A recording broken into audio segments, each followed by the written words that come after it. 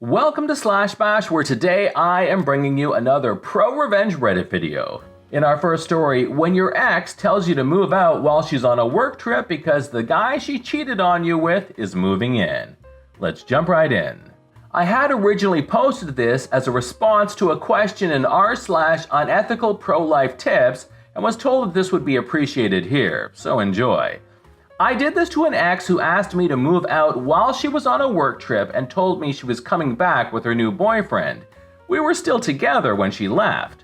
I got these little noisemakers, battery-powered ones the size of a quarter that emit sounds at just the right volume that you aren't sure if you really heard it.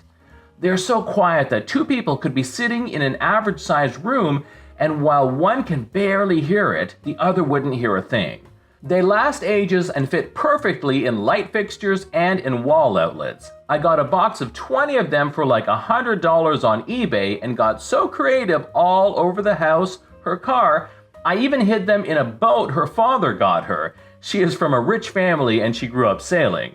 Now, these little bastards make a noise at complete random intervals. Could be minutes, could be hours, could take a whole day off. They cycled noises like children laughing, a dying breath as they called it, a whistle, scratching noises, some other ones I can't remember, but you get the idea. It was so unpredictable, it was near impossible for someone to just figure it out. Months go by. I get a new place, get my life back up. Now we had a few friends in common, and one of them I kept up with. They were kinda sour about how she ended things, but they had grown up together and kept up the friendship, loosely talking and catching up on occasion. I never really asked about her, but one day we get to talking and he's wanting to prank some friends on a camping trip, so I tell him about the noisemakers.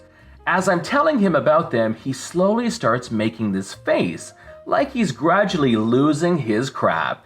He's got this huge grin on his face and asks me, "You put these in your ex's stuff, didn't you?" And when I admit it, he starts laughing hysterically.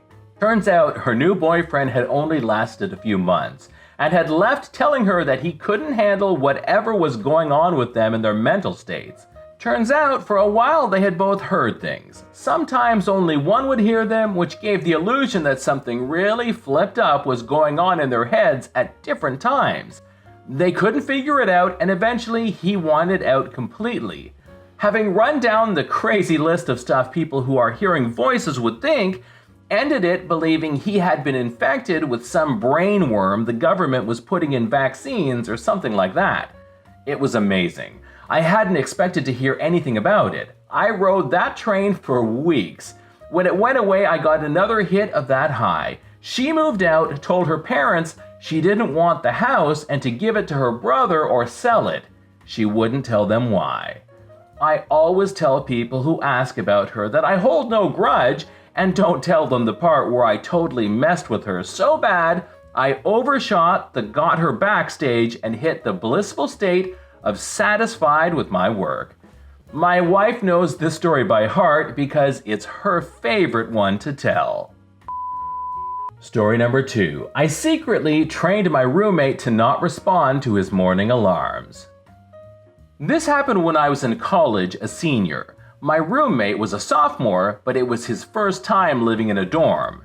He had been a pretty lousy roommate, constantly left the room a mess, left his stuff on my side of the room and on my bed, stole my alcohol, used my stuff without permission, never cleaned up my dishes after he used them, and a bunch of other stuff. I confronted him about all these issues on several occasions and got the resident advisor involved with the alcohol stealing issue because at the time he was under 21. Things still continued anyways. He asked me once if it was okay if his girl spent the night, which I said no. We were in the middle of a pandemic, plus that's especially weird if I was there. I also had to wake up every day at 8 for work, which he knew, and he would stay up until 2 a.m. playing video games some nights. Not to mention, he would set like 10 alarms in the morning with a bunch of different alarm tones. I hit a breaking point and decided to do something cruel. Every morning when I woke up, I'd observe his alarm pattern and how he'd respond. He had several alarms that he'd ignore, all with the same sound. He had a couple half-hour alarms that had a unique sound, also ignored, and then the final alarm had its own sound too. All of them were default iPhone sounds. So his brain had been trained to this alarm pattern for a while, I'd assumed. So I started step 1 of the punishment, set up a sequence of alarms on my phone identical to his sequence, but an hour early. He responded to my alarms the exact same way he'd respond to his own. I kept this up for a week, and his brain was eventually retrained to sleep through double the amount of alarms as before. Then phase 2 kicked in. Random inconsistencies in my alarm pattern. Some days I'd play all the alarms, while other days I'd only play one that his brain was trained to ignore. That way, his brain expects to sleep like through 20 alarms and only ever hears 11. He slept through his alarm at least 4 times in 2 weeks. Eventually, he finally changed his alarm pattern so he'd only have 1 alarm. And he no longer had the energy to stay up until 2 a.m. Story number 3. They kicked out my sister-in-law when she came out.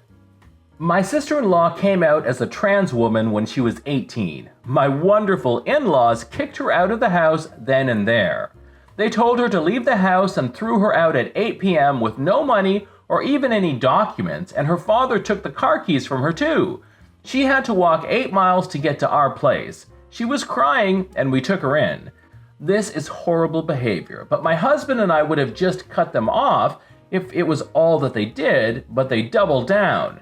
They refused to hand over any of the documents, and my brother-in-law had to go over and barge into their house to get them. They also cleaned up all the money in a joint account. She had saved up $8,000 working part-time all through high school. They took the money and also sold her car, which was in their name. They were trying to ruin her life as much as they could. My father-in-law is a small-time businessman, and his biggest account was supplying my employer. I had helped him get the contract, and it was very lucrative for him. My employer was a family business, and they treated long-term employees more like family than as employees. I was talking to my boss about what happened. He told me that if I could find someone within 5% range of the price my father-in-law offered, they would make the switch. My father-in-law offered us really great rates. He was very good at his job, but he had messed up the contract. Even though we always bought from him, we weren't obligated to buy from him. We could switch suppliers anytime, but he got complacent and assumed we just wouldn't switch suppliers. It took me 6 months of painful searching to find a supplier who could replace him and get us great rates. This was not a major part of my duties, and I had to put in way more hours than normal to find the damn supplier, but when I did find them, I waited for a month before informing my boss. See, my in-laws had been planning to do major renovation for a long time, and it involved tearing down a major portion of their house. I waited until the renovation work had truly started before informing my boss. The next month, we started to get supplies from our new supplier. It crushed my father-in-law's business. It flipped up his unit economics, and he had to scramble to find new customers. They ended up having to sell their house to save the business, and they didn't get a good rate for it because the house was, well, half torn down when they sold it.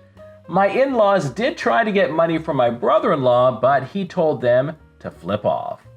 My father-in-law is a decent businessman, and he did crawl his way out of the hole they dug for themselves, but even 8 years later, they still haven't bought a new house. I have heard they are still sour about what happened. I mean, I was just doing my job, though if they had just kicked her out, they would still have the house. This is John from /Bash. Thanks for watching. If you've enjoyed the video and want to be the first to know when the next one drops, then subscribe. I'd love for you to drop a like, share it with your friends. See you in the next one.